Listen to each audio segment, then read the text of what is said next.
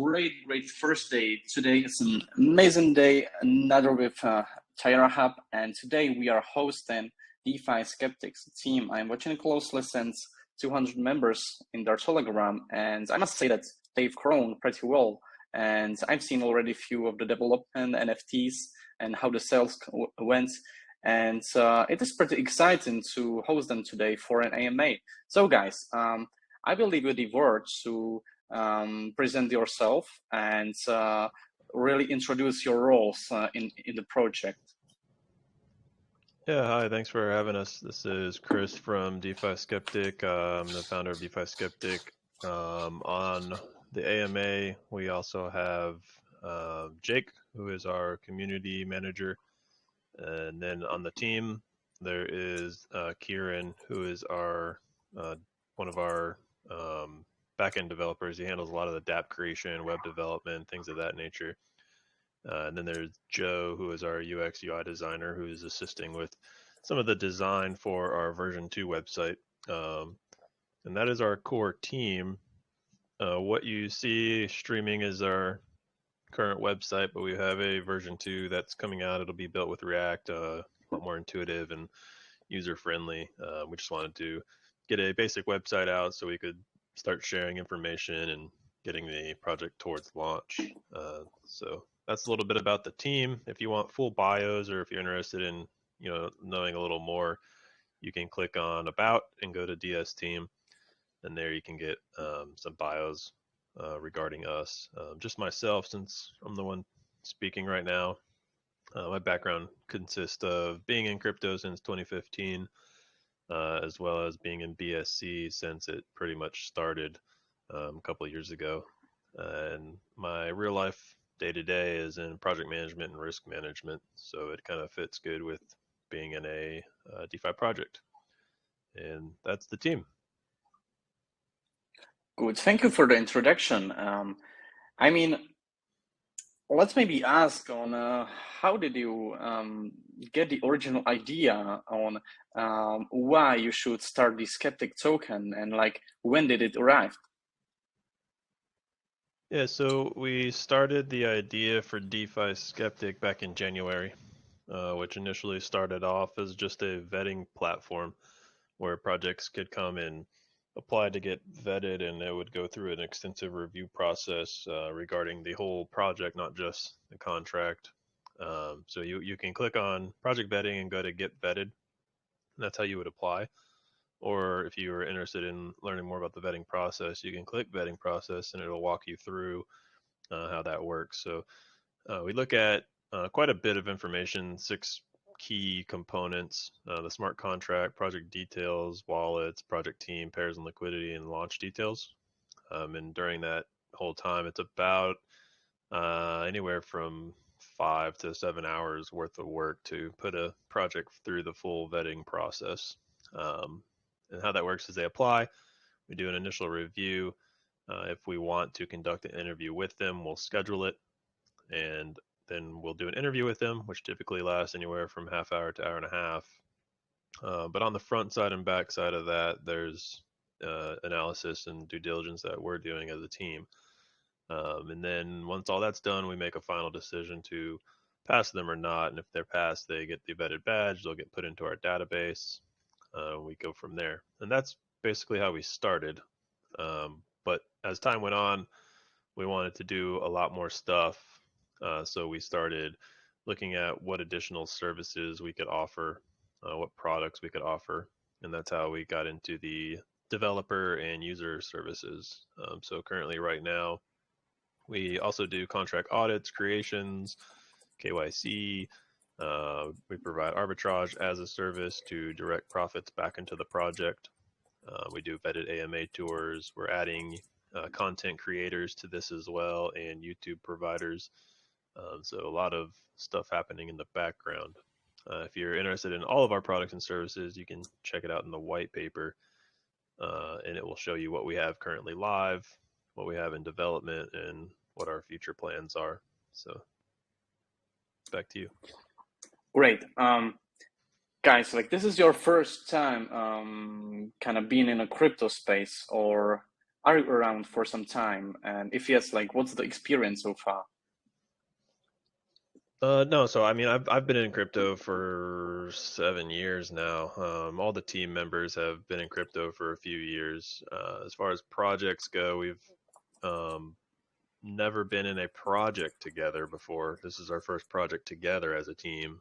I've been advisory on some projects in the past. I've been a co-founder on a project last year that I actually ended up leaving to start this one. So this is my second project as a co-found or as a core member, and probably like my somewhere around 8 to 10th project as just assisting in the past as advisory services or helping with the contract creations or marketing or whatever. But yeah, as you end up in the space for multiple years, you kind of get into circles of friends and networking, and you start helping out with a lot of stuff. So Understand. Great. Um, Maybe let's now move to really introduce what's on the horizon, which events are currently undergoing. So let's say introduce the uh, most important parts right now, what's happening with the skeptics. So I could see that you got some NFT sale ongoing. So are we able still to purchase some of those NFTs, or what's on the horizon, guys? no, so the NFT sale is closed. We conducted that NFT sale earlier. It's closed out. Currently, right now, we're looking to do the fair launch, which will be next Wednesday, the 29th. And that will be probably sometime around noon US time. That way, we get a good, decent time for everybody to attend internationally because we're marketing internationally. So we want to make sure we get a time that kind of works for everybody. When we're not just focusing on, growing an English community, we've put out press releases, AMAs, promotions through all different various groups: Chinese, Indonesian, Turkish, European, um, Thailand, and all kinds of places. A lot of the larger crypto holders. So yeah, that's what launch will be next Wednesday. Probably around sometime around 4 p.m. UTC. Yeah, on the launch. Is it going to be like a fair launch, or if I'm new to skeptics, how can I start, and what should I look for if I am about to purchase? Yeah, so we'll announce the exact time once it gets closer, and it will just be fair launch, so direct liquidity add straight to Pancake Swap. Great. And what will be the price? The price will start off at the same price as the NFTs were sold. So what's unique about our project is that we've paired the NFTs to the tokens, and we'll cover all that. But the price of the token will launch at 200,000 tokens per BNB, which will also be the conversion rate for getting an NFT from the vault. We'll go into all that. Great, great. So if I'm purchasing from the pink sale, it's going to be the exact same listing price, or am I mistaken? We're not launching on a launchpad. It'll just be fair launch directly by adding liquidity to Ah, PancakeSwap. great, So great. it'll just be right through our Telegram. You don't have to go to any launchpad or anything. Good. Let's touch the NFTs. So how big is the supply, and what's the utility? Uh, well, first I'll go into the token because Oh, sure. um, that kind of goes prior to the NFT. So our token is designed as a utility token for our platform. It'll serve three purposes primarily: to be used as a payment method. So a lot of our products and services, all of them are centered around bettering the DeFi space, whether it's providing needed services that aren't already out there, providing more transparent and user-friendly services, whatever the case may be. Our services are developer focused and user focused. A lot of them currently out right now are developer. while we start putting out more user services. The first user service will be the DeFi Skeptic drops, which will be DS drops. And that is a promotional airdrop campaign where projects can do a promotional campaign. And part of that is supplying tokens to our airdrop service. And then as a subscriber, you can then get airdrop those tokens. So it's kind of allows you to subscribe to a service with one flat fee, and then you just get multiple different projects into your wallet. Kind of like getting a dust attack, but they're legitimate, not scams. But how the token fuses into all this is it acts as either a payment method. So for DS drops, for example, you'll subscribe to the service with Skeptic tokens, or it acts as a discount provider, so a tiered discount provider. So some of our developer services will be discounted if you hold X amount of Skeptic tokens, as well as it has direct utility integration. So one of the services we're looking to put out later in the year is going to be our merger and acquisition service. And that just allows projects that are failing or have failed to merge to ours seamlessly. We won't really be involved in the process at all. So it can either be handled by the community, kind of, going on strike and wanting to merge over to our project, or the developers can do it as well, and merge their project to ours. And if the developers do it, we'll pay them out a small payment, just so they don't walk away from the project with nothing. But how that would work would be a direct liquidity migration to our liquidity, and then their users would migrate to our user base. So we're not taking over their project, we're just migrating their liquidity and users.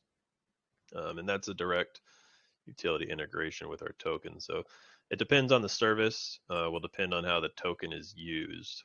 But for our tokenomics, we'll be starting off with 2 liquidity pools. That's to provide stability. So instead of starting off with just one being pegged to BNB, and then BNB goes up, your token goes up, BNB crashes, your token crashes. We're going to start off with 2. That just provides more stability, and also opens the opportunity for us to leverage the price discrepancies between the 2. So if you have 2 or more liquidity pools, you will oftentimes have price discrepancies between the 2, and this is called arbitrage, where you take advantage of that opportunity and trade it. Just think of it as like Bitcoin being $20,000 on one exchange and like $22,000 on another exchange. You can buy the cheap one and sell it on the high one, and then you profit. It's the same thing for tokens that have liquidity pools. So your price will differentiate between liquidity pools. What we're going to do is run a bot that stabilizes the price, and then the profit it makes, it just directs it right back into the project. So that's what we'll be doing with our starting off on our launch. How our so taxes... Oh, go ahead. So if we are to the token, this is what I wanted to ask. But before, what will be the total supply, and if there's gonna be any vesting? If there's gonna be a what? Sorry.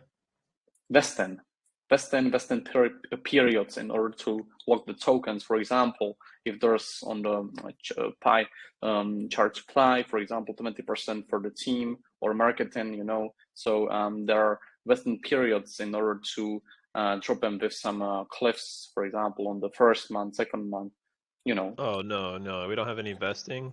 There's no team tokens, nothing like that. All we have is tokens going directly into liquidity, and then 10% of the supply is reserved for future DEX listings, and we want to add a liquidity pool farm for Skeptic token. This will just be on a repetitive 3-month lock until we use it, or if we don't end up using it within a year, we'll just burn the tokens. But that's it. No other tokens exist, just liquidity in this reserve. Great. Is there a chart where we can see like all the supply divided, so like where's all the tokens going? Yeah, just due to the simplicity of it, we didn't put a chart in or anything. That we have tokens going into initial liquidity, and then just 10% of the supply is going into a reserve. That's the only 2 allocations we have. Great. Like this is looking like really, really good. So it's like really clean.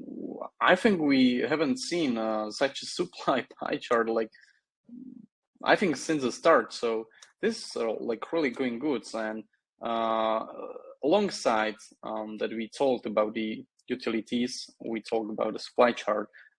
So let's touch the taxes, as I can check in the white paper. I think these needs to be introduced towards listeners and the community, especially. Yeah, so our taxes on the stream here, we're at our tax structure. The way it works is we have buy and sell tax of 10% for standard buys. Um, Standard buys just being like if you bought through KuCoin or PancakeSwap or wherever you typically buy from, that would be considered a standard buy. The taxes on those would be 4% going into the skeptic fund, and we'll talk about what all these mean. But 4% goes into the skeptic fund, 3% goes to the NFT holders paid as BNB, and 3% goes to marketing. But with a tax token, you have a problem of when you buy a tax token, any token that has tax, you buy that token, your BNB is taken, it's put into the liquidity pool, tokens are taken out and given to you. But prior to them getting to you, the contract takes some tokens as tax. The contract then retains them until it hits a certain amount and then it sells. So you'll see a big sell on the chart, usually with tax tokens. Yeah, that's right. We're trying to circumvent this problem by providing a custom swapper to where you buy through this swapper and it taxes the BNB up front, and then it buys the tokens tax excluded and sends you your token. So as a user, you'll never notice the difference. You still get your tokens, but what the project is getting is BNB instead of tokens. So then we don't have to sell them.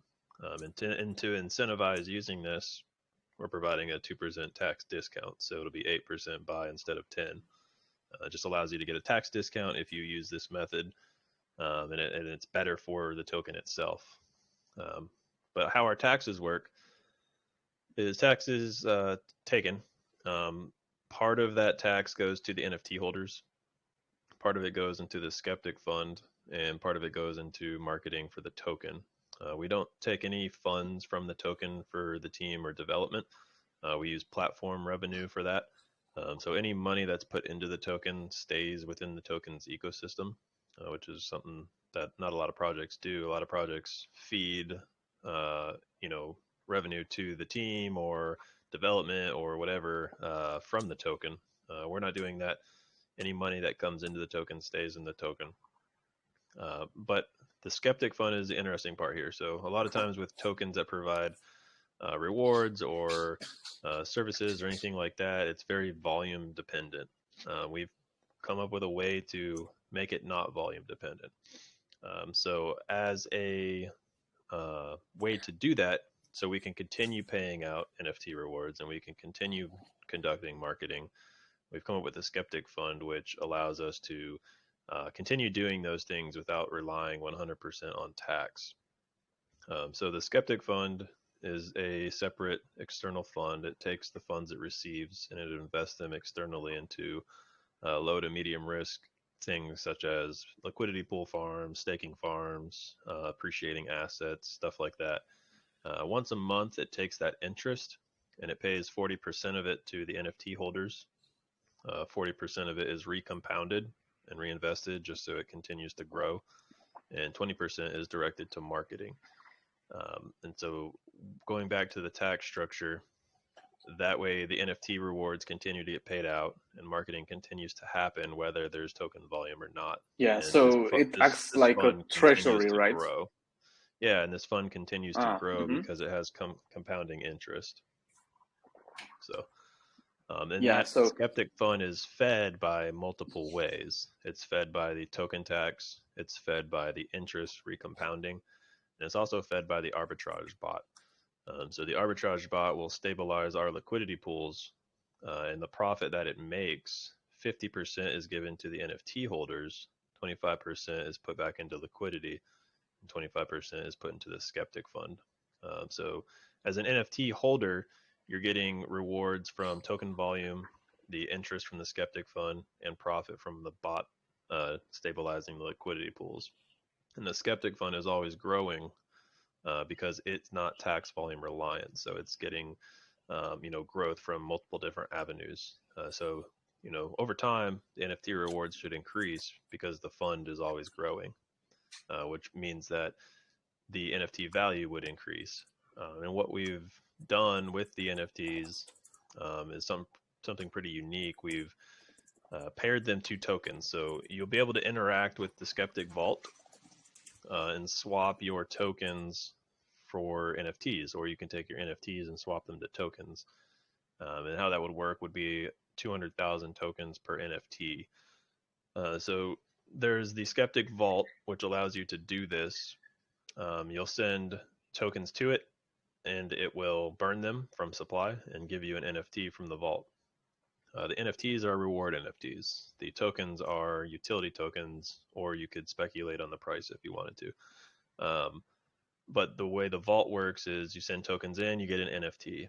Or if you want tokens and you own an NFT, you can send your NFT in. You then forfeit your NFT. It can be claimed by somebody else, and you're minted tokens. So the token supply, the total max supply is 50 million, but the circulating will constantly be changing depending on how many people own NFTs. If NFT ownership goes up, then the circulating supply goes down. If the NFT ownership goes down, then the circulating supply goes up. But that's kind of how that works. We can definitely talk about it more if anybody has questions. As far as the NFTs go, it's a set of 250.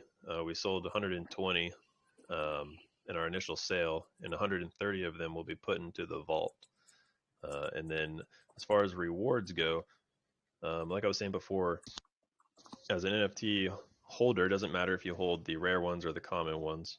You'll get 3% of all token volume, 50% of all bot trade volume, and 40% of the interest generated from the Skeptic Fund. And then as a rare holder, the only difference there is you get put into a monthly lottery. And then that monthly lottery will, how it's conducted, the rewards, the payouts, that'll change month to month, but you just get put into a lottery. We might add additional benefits to rare at a later date, but currently right now, we're just conducting a monthly lottery. Great.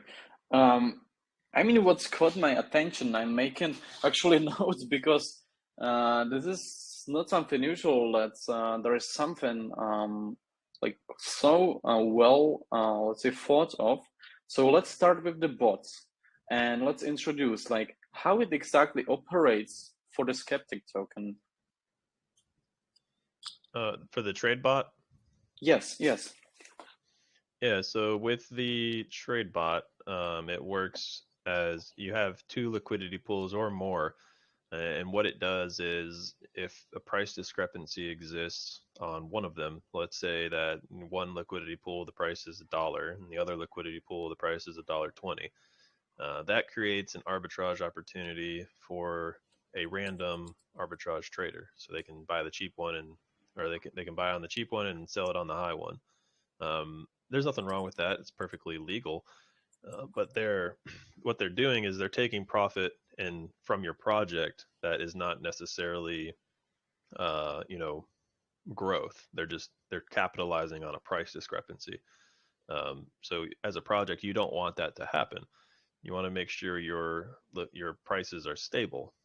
So by us running a arbitrage bot on our own project, we can stabilize those prices to where they're equal at all times. And then any of the profit that it makes, we just direct back into the project. And that goes back to what we were saying before. So 50% of that profit goes to the NFT holders, 25% gets put back into liquidity, and 25% is directed to the Skeptic Fund. Right. Another thing that caught my attention is that the NFTs are intertwined with the token. Let's maybe introduce how the swap works or how exactly it is intertwined. So like, is there gonna be like a dashboard where I can like put the NFT and I will acquire the tokens, or like, how does it work? Yeah, so we'll have a dApp that you can connect to. And then when you connect to the dApp, you'll be able to either click the convert button for the tokens or for the NFTs. So you'll put in the token ID that you want to basically place into the vault, and it'll show you what ones you own. So let's just say you own 5 different NFTs, but you just want to burn one of them. Or not burn them, but you want to give one up so you can get tokens. You'll select that token ID, which is the NFT ID, and it will get put into the vault. The vault will then interact with the token and mint you 200,000 tokens.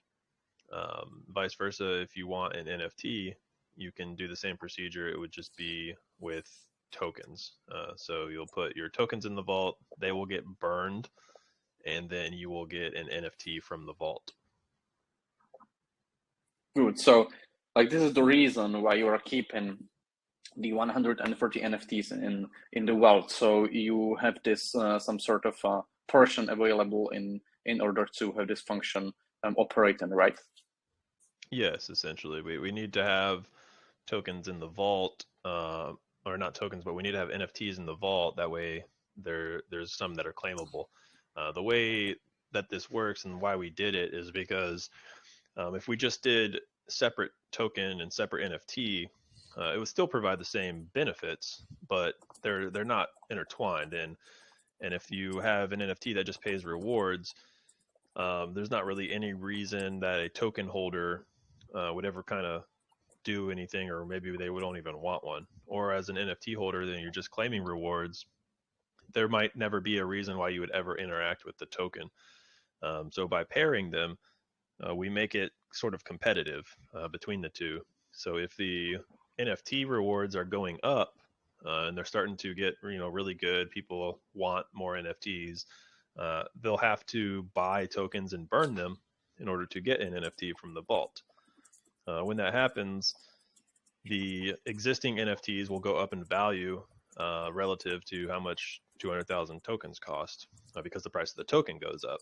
So if it makes it to where if one side does good, then it sort of makes the other side do good as well. Whereas if they were not intertwined and paired, then they would be two separate, assets that are independently, doing their own thing. But when you intertwine them, you make them supportive of each other. So as I said, if the NFT goes up in value because it's paying out good rewards, then you're gonna have to buy and burn tokens, which makes the token perform well as well. So and we've made the NFT rewards based off of how we've structured the taxes and going into the Skeptic Fund. We've made it so where we can pay NFT rewards basically forever. It doesn't matter whether we have token volume or not. The token volume will make those rewards go up faster, but they will grow over time regardless because the Skeptic Fund has compounding protocols in place. So it continues to grow regardless of whether a token exists or not. Right. And another Which thing is, then go in on. turn, sorry, I was going to say, which then in Yeah, turn, by making sure that the NFT rewards go up over time, it then in turn makes the token, since it's paired to the NFT, also have sustainability. So at no point in the future should the token ever die because the NFT rewards are going up. And if they go up over time, then you need tokens to get them. right.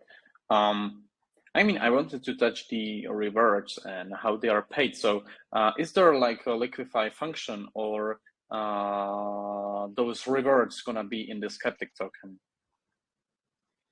Sorry, say that again.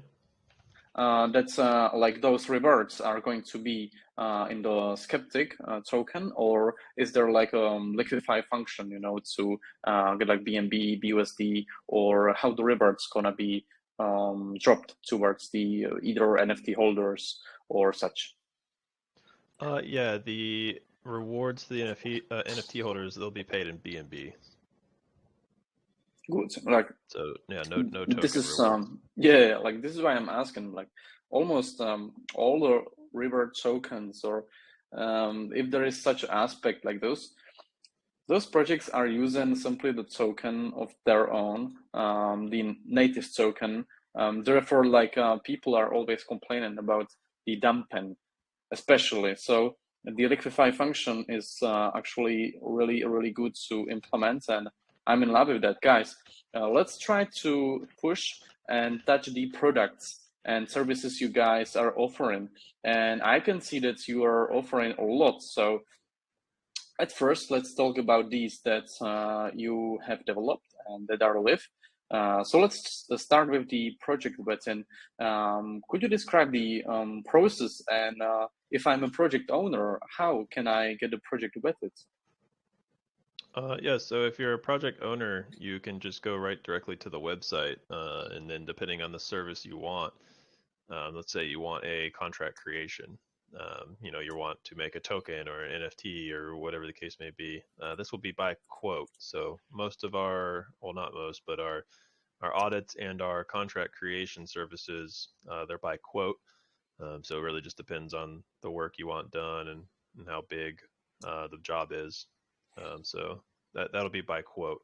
The rest of them, for example, say you want KYC, you'll just apply for KYC. So you'll hit apply, it'll put you through the form, submit that, and then one of the team members will get with you regarding the next steps to push forward with your KYC. So all of our services, they're directly accessible right from the website. Ones that are intertwined with the token, those will be directly on the website as well via DApp once we put the DApp out. Great. And right now, do you got any projects with it? Like, is it working the whole function right now? Yeah, everything is live. We've had projects come through already for contract creations, Great. vetted AMA tours. We've had projects apply for vetting. Yeah, everything is live. Great, great. I am also wondering like how you guys approach the KIC verification. Like, could you describe again the process? Because I think these products are kind of vital to the whole ideology of yours. So let's really try to describe to the community. And describe what? Sorry? The KIC verification. Oh, it's just How's the just process? like just like any other KYC.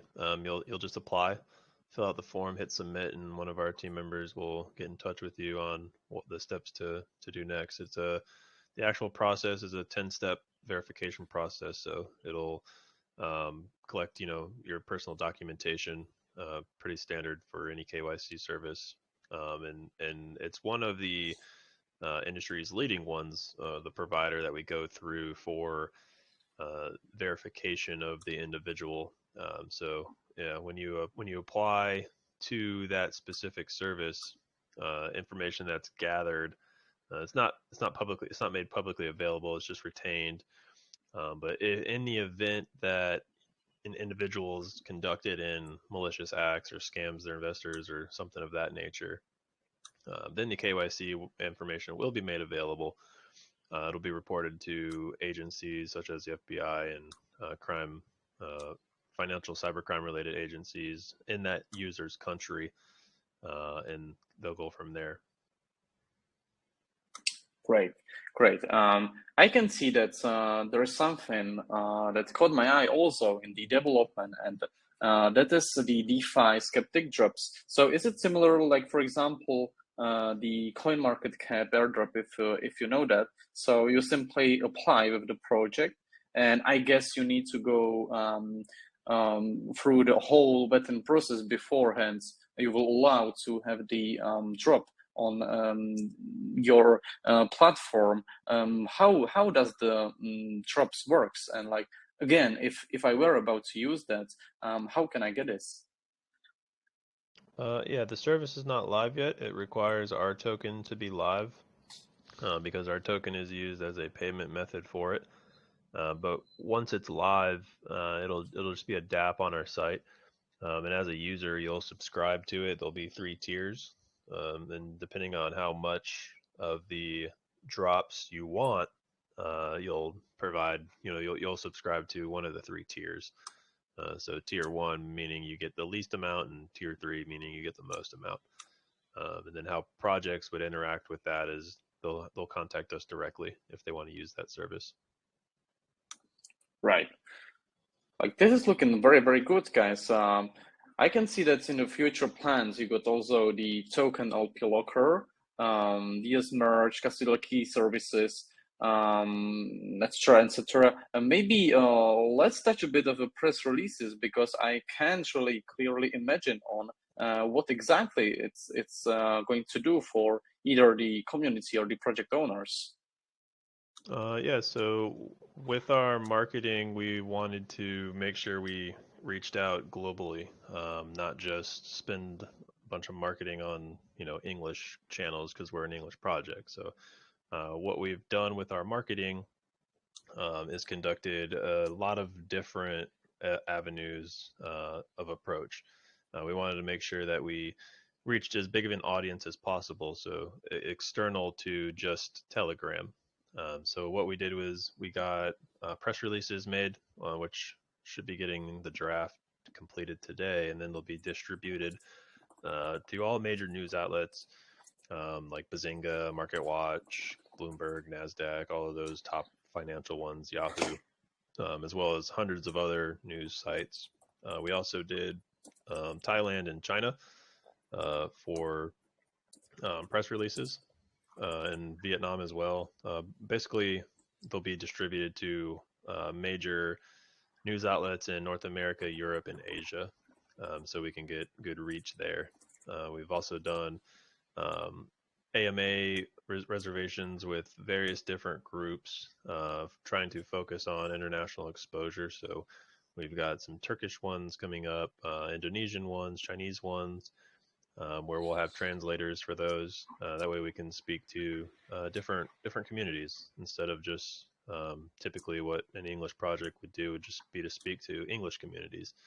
I don't think that's very effective, because if you're trying to build a platform and build a brand and grow it as much as possible, you want to talk to as many people around the world as you can. With that, if you're not internationally marketing to different people, then they're never really going to hear about your project. If you go into a Chinese Telegram, for example, they're probably not going to be talking about any of the same projects that an English community is going to be talking about, because they have Right. their own, developers, their own communities. It's not a lot of cross-regional, communication happening there. So what we want to do is bridge that gap and make our platform global by marketing globally. Yeah, so basically, it will work like, let's say, package for some sort of a project, and they can approach in order to get help with that. Am I correct? Or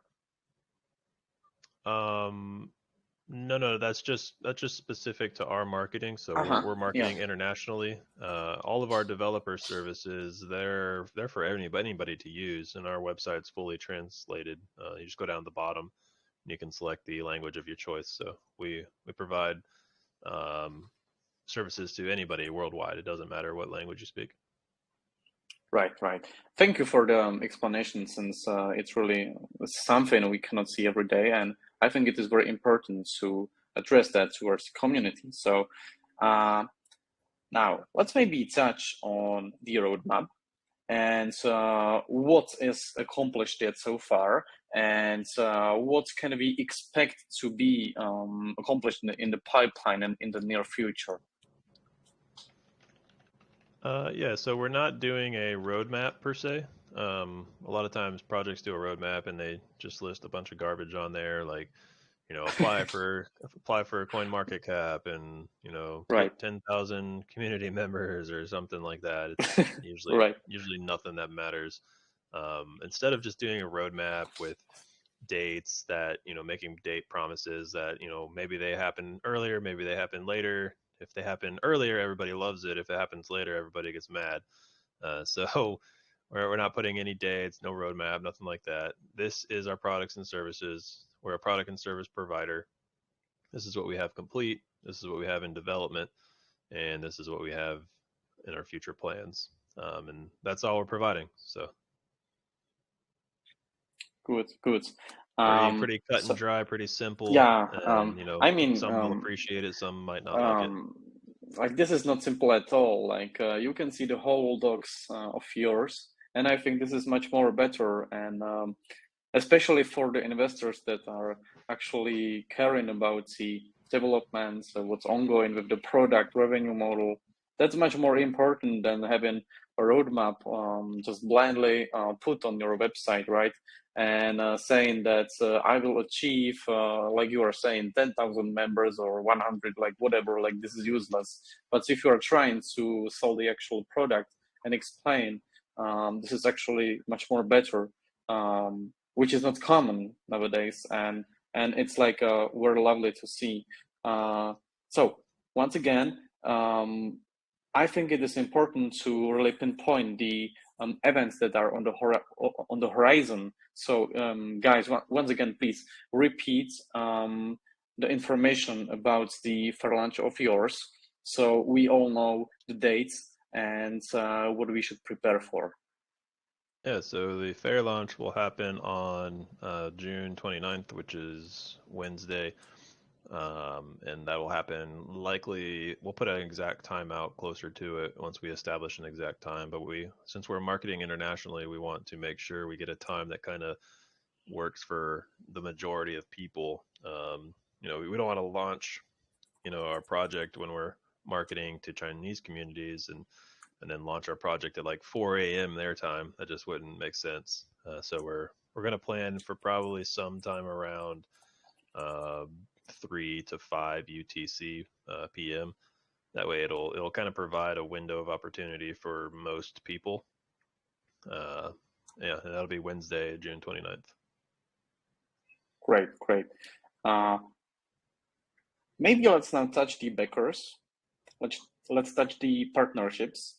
So guys, do you have any partnerships that are established yet, or any in the pipeline? And as I can see from my point of view, like you are doing a great job. But let's introduce to the community like what you've accomplished in this backers partnerships board.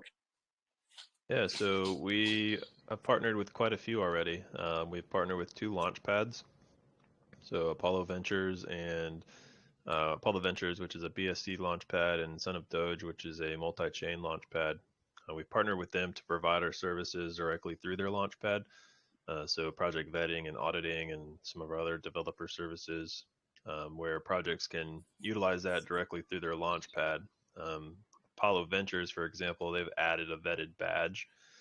So typically on launchpads, you'll see, audited and KYC little check marks or something.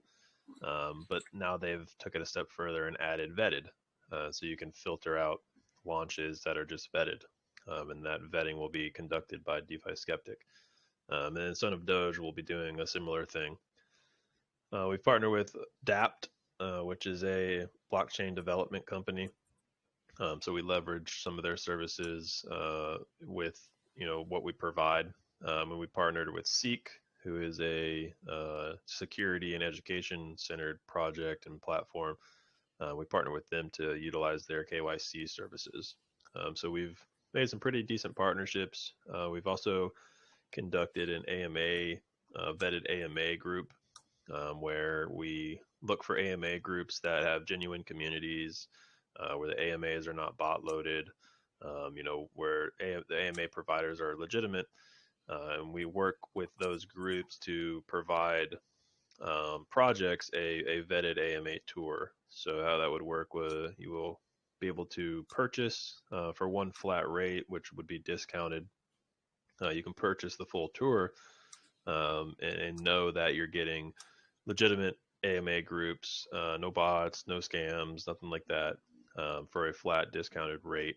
And that way, it just gets fully scheduled out. It could be like there's 7 there, so you could do one a day for a full week. And it just provides the project the ability to grow their community rather efficiently, without getting scammed and without spending a ton of money. Right, right. All good. So this is a really like important part again. Like why we are touching the backers and why we are such keen on the partnerships. Well, this makes the project build something a whole base. Let's say if we are about to launch a project in these conditions, it's much more about building.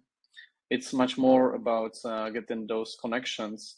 And this is exactly like if I were an investor, of course, NFA, this is what I should be looking for. So this is very important to make this point. And as I can see, you are guys very, very active in the community.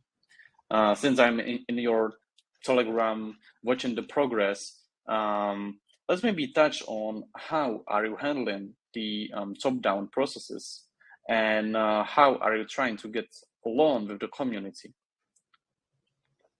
And how we're trying to get along with the community, is that what you're saying? Yeah. Yeah, so we've got our community manager. He's been very good at, just interacting with the community, doing questions of the day, stuff like that, games, just kind of get the community involved. Once we get launched, we'll have a little more direct, user, I guess, or community focused talk. Right now, we don't have the token launch and the NFTs aren't live yet. We've conducted the NFT sale, but neither of the two are live. So from a community user perspective, there's not really much there for a user unless they were just specifically interested in, knowing what is going on. But once we get everything launched, it'll be a lot more, community focused. We'll be putting out a lot more information for people. We just started a promotional piece to it. So we offer a referral program. So anybody in the community that wants to join the referral program, there's nothing to sign up or anything. All you do is if you refer a project to get vetted, they'll go to DeFiSkeptic.com and click on products and services, vetting, and get vetted. During this application process, it'll ask if anybody referred you. If the project owner puts you in there, we'll pay you $20, and there's no limit to how many you can get. You can make a full salary off this if you wanted to. So it's, project vetting. If a project comes through and you referred them and they let us know, we'll pay you $20. Right, great. I think it is important also to touch the security before I will get into the audits and stuff. I think it is important to really take care on how the developer side, tech side is really handled. And most of the times when some misconducts happen, it is because the projects are hiring externally, and it is not necessarily the best thing to do. So guys, how are you sure that there are no internal threats, and how do you know the let's say the whole team of developers who are taking care for the dev side? And can you repeat the question? I didn't fully understand it, what you were asking. Yeah, surely. So let's say that or let's speak on the developer team that you got, and how are you sure that there's no security flaw inside? So if you know the developer team in real life, or if you hire them externally or not, how safe is that, right? Oh, yeah. For our token, and our project, Kieran and myself are the project owners. Well, we'll have access to the project wallets. We are KYC'd through Interfi, specifically Kieran and I. We made sure that was annotated on the KYC verification. So as far as that goes, we're KYC'd, we're US based, and the US doesn't take kindly to financial crime and securities crime. So, if anybody ever, anything ever happened and we scammed anybody or anything like that, just process that through and we will likely end up severely fined or in prison. But as far as contracts go, our contract is audited. You can check the audit, on our website as well. So. Right, good. let's now touch the audits and like if the Skeptic token is gonna be audited and by whom. Yeah, it's already audited by InterFi. That's right on their website. You can pull the audit report. Great, good. I did have a question in our chat. Somebody's asking about the Skeptic Fund, who will be responsible for basically managing that and collecting the interest and doing all that stuff. So that will be the team, specifically Kieran and I. Those funds, as interest grows, the interest will be collected once a month, and the interest is used. The funds in the Skeptic Fund, those don't get pulled out. That's why it continues to compound. It continues to grow. All we're using from the fund is the interest. So the actual principal capital stays in there, and that doesn't get used. It's only the interest that gets used. Good. Now, let's move towards the product and especially the revenue model. And we know that as a project owners, we need to build this like and prioritize because this is the time we need to do that. So, guys, what is the revenue model behind the token and the project, and what secures that there's going to be an appreciation in the price? And also, if I'm a holder, that the banks gonna be getting me some sort of appreciation in the value space. Yeah, I mean, we can't guarantee you're going to get appreciation in token price. If we could do that, we would be millionaires. Plus, it would be illegal to say we can guarantee that. We can't guarantee the token will go up.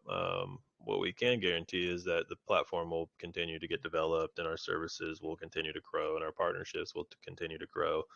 And the NFT rewards should continue to grow just based off of the fact that the interest fund compounds. So as the interest compounds and the NFT rewards grow, they're accelerated by token volume, but they're not token volume dependent. And being that that is the case, that they will continue to grow and that they are pegged to tokens, that would then in turn mean if you wanted an NFT from the vault, you'd have to buy and burn tokens. So that would have a direct impact on the token itself. Great. I mean, before we'll move toward the community questions, let's end the session with a pretty decent question, and that is what makes your project unique in the space? Yeah, I think what we're doing is unique in itself. There's not a lot of projects out there that are specifically security and transparency focused. There's some. There's not very many out there, and I don't think anybody is doing it in the way that we're doing it, to where partnerships and communicating with projects and platforms and businesses that are like-minded is one of our primary goals. So I think a lot of projects out there typically try to do things themselves, and they end up struggling because of that. You can only do so much as a solo project. If you're trying to impact the DeFi space in its entirety, which is globally, you can't really do that by yourself. It's just too big. It'd be like dropping a drop of water into the ocean. You're not really doing anything. But when you start partnering with platforms and businesses and projects that have the same goal, you can make a much greater impact. And by doing that, also you help each other out. So each person within that community of partners, they grow as well. Right, good. So let's now move toward the community questions. So guys, if you got any question, just raise your hand. And so before I will give you the word, I need to say, and I repeated every AMA, that if the question won't be simply unique and related to project, just simply refuse and we will move to another question. So I've got a raised hand from the Vladlan. So I'm allowing you to speak. Hello, Vladlan. Can you hear us and can you speak? Yeah, can you hear me? Yes, yeah, we can. Hey, how's it going? Actually, got a couple of questions according to the project. And first one, Maybe that was already mentioned, but I want to know, you created two liquidity pairs, one with BNB and second with XUSD. And I want to know, why did you make the decision to create two liquidity pairs? Why do you need two instead of just one, as usual? And why did you choose XUSD over the BUSD? Because XUSD is like stable, but he's actually not pegged to US dollar, and his value is now like 1.2 USD. So yeah, kind of. Yeah, I can answer all of that. So with the reason why we're starting off with two liquidity pairs is because it provides more stability to the token. And we put examples up on our website. So if you go to, we actually provide arbitrage as a service for projects. And the way that would work is you can, sign up to use it. It's free. You don't pay anything. And it will stabilize your liquidity pools and direct 85% of the profit it makes right back to your project to a wallet of your choice. But if you don't have two or more liquidity pools, we've told you why you need one or more. In the scenario of just having one, you peg your token A, to BNB. In that example, 50% of the volatility of your token is controlled by your token. The other 50% is controlled by BNB. BNB goes up, it impacts 50% of your price. If BNB goes down, it impacts 50% of your price. You add multiple backing pairs to that, and every time you add one, you reduce the backing asset control. Your token will always only ever control 50%, but you can reduce the exposure to the backing assets by simply adding more of them. So add BNB and add stablecoins and pegged Ethereum, pegged BTC, and basically anything you want. When you add more backing assets, you stabilize your price because then you put your token in control. And so, for example, if you had 3 liquidity pairs, then your token would have 50% control, and each backing asset would only have 16.6% control. So that's why we're starting off with 2. It just provides more stability right out the gate. And why we specifically selected XUSD, because we wanted to add a stable token or a stable coin. We could have added BUSD, which is backed by US dollars, but we added XUSD, which is also backed by US dollars. It's backed by BUSD and USDC, which are backed by US dollars. So if you look in the XUSD contract, its holdings are BUSD and USDC. So its holdings are stable coins that are backed by US dollars 1-for-1. And the way that why we picked XUSD specifically is it appreciates. So if you look at USDC and BUSD stablecoins, they're worth $1. If you look at XUSD, it's currently around $1.20. It started off as $1. So over time, it's appreciated 20% since it was launched. And that appreciation continues to happen the more it's used, and it's used in multiple different ways. So over time, as it gets used, it appreciates. And simply from us using it as a backing asset and as a liquidity pair, it's going to appreciate from just us using it. So we're contributing to that appreciation as well. So it's very interesting that it can appreciate over time, and it benefits our project as well. Yeah, that's great. Thank you. And also, like a short question about NFTs. As I know, there are like two rarities of NFTs, like common and rare. And what is a way one can get rare NFT, not just common? Is those just like for first 50 people who buy, or maybe those will be a bit more expensive, or that's only just like a random algorithm which decides which one you get?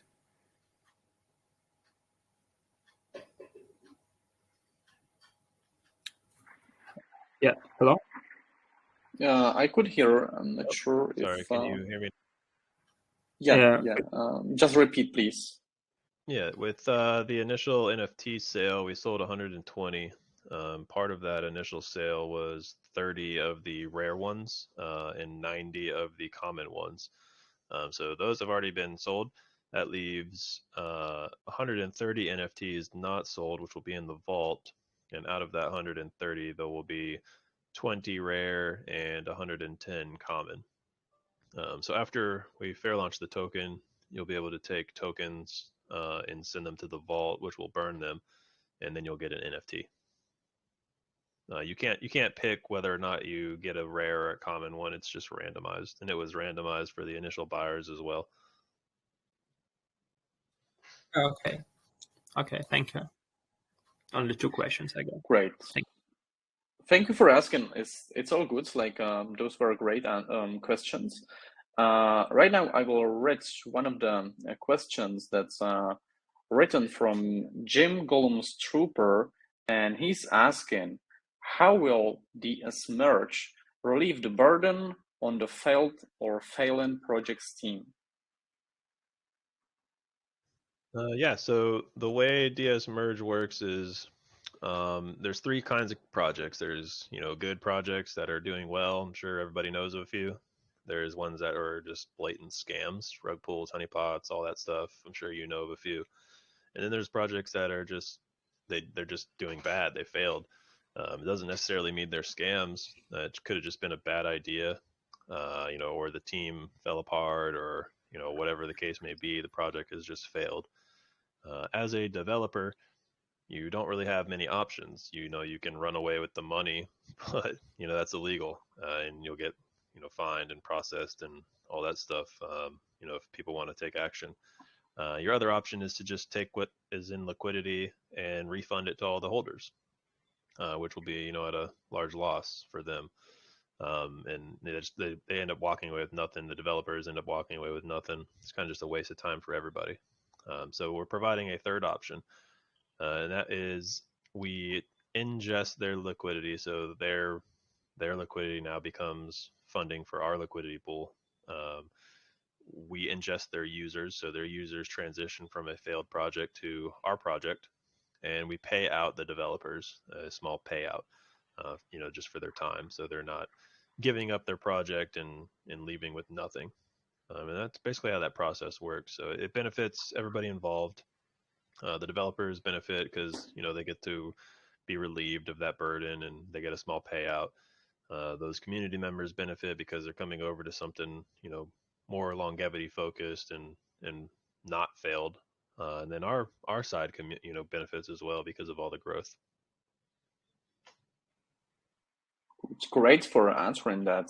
And there's another question from Great Moonlight, and I think I want to relate this to the platform and the usage. So he's asking, are you a global project or local project? Can anybody anywhere use your project without any restrictions? So let's say about the platform, like if anybody can use the platform, even if I'm from USA or Europe, like are there any borders to that? No, yeah, anybody can use the website, our services, all of that. We're not providing any, specific financial services that would be restricted in anywhere. I mean, if crypto is restricted in your region, then that don't use crypto. But that's on you as the individual to abide by your own local laws. Great. Let's move maybe to a last question, as this should be informational. It is from Jonathan Ape, and he is asking, what are the competitive advantages of your project? What advantages do you have over competitors? What would be your project secure, most similar contender in the market today in terms of scalability, security, features, and adaptability?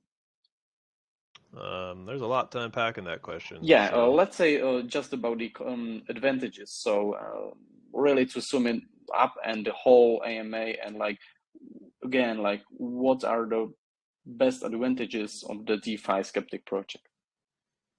yeah, so what are our advantages as a platform is the way that we're going about building our brand. So we're heavily focusing on growing it internationally, which many projects don't. We don't have very many competitors in this space. There's only a handful of projects that are even targeting transparency and security from a standpoint like we're doing.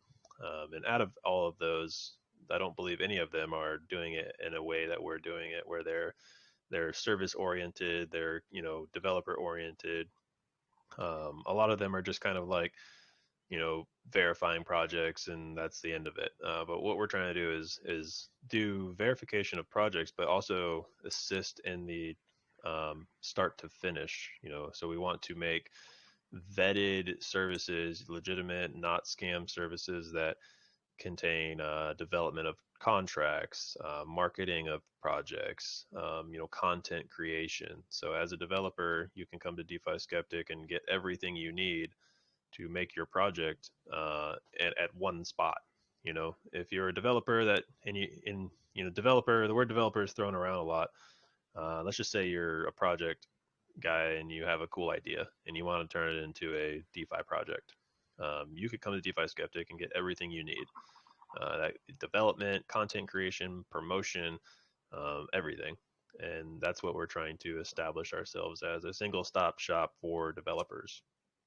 On the user side, we want to be an educational, informational platform for DeFi users, so they can come to our platform and get large access to safe projects that have gone through our vetting process.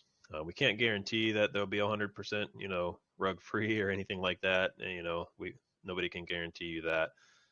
But what we want to do is, provide transparency information to DeFi users and provide them services that they can benefit from, such as the DS drops, as well as our vetted project database, and some other ones that we're putting out as well. So being a full encompassing full service platform for developers and users. Great. I think this was all from this section. And before we will move toward the last part, which is the wheel spin for the community, guys, I will leave you the space to say goodbye toward the community. You are free to go afterwards. And yeah, this is your last words to say goodbye. Yeah, appreciate the time again. We're a project that's focused on DeFi and bettering the DeFi space. So we started off, and why we started off was we identified a gap. And the gap was between legitimate projects and users. So as a user, how do you find legitimate projects? Hence came the project vetting. And that started it. Once we started doing that, we identified a lot more gaps. As a developer, you're constantly battling, getting scammed. There's tons of people out there that want to promote you and build you stuff and do this and that, but they're scammers. So we want to create a platform that a user and a developer can come to and get a lot of information, a lot of transparency, anything they need, and not have to worry about getting scammed. That is our goal. We are a long-term focused project. We are trying to market globally with our current market strategy, which entails press releases and AMAs with various groups and YouTube promotion, Telegram promotion, Reddit promotions, all the promotions, but on a global scale, not just English communities. So we've specifically targeted certain regions to promote to, and we're doing kind of like one in each, to where we get as much exposure as possible, because we're trying to build a global brand, and that's what we're focused on, is longevity and growth. If you're looking for a project that is just kind of like designed to be a moonshot, or has no future plans, or you just want something that's going to possibly jump up 30x, that is not what you're going to find here. So you should probably look elsewhere. But if you're looking for a project that is focused on the future and changing the DeFi space, that is what we are about. Right. So this is for the last part of this section. I will stop the recording in short. And before I do, I want to thank the team of DeFi Skeptic that they found the time to be here with us on the hub and really speak about the project. And I think a lot of the ideas were in line with the community also. So guys, once again, thank you for joining us today. I'm ending the official recording part, and in the future days, we will deliver the rating and the YouTube recap. You are free to go now. Thank you. All right. Thank you. Thanks for having us.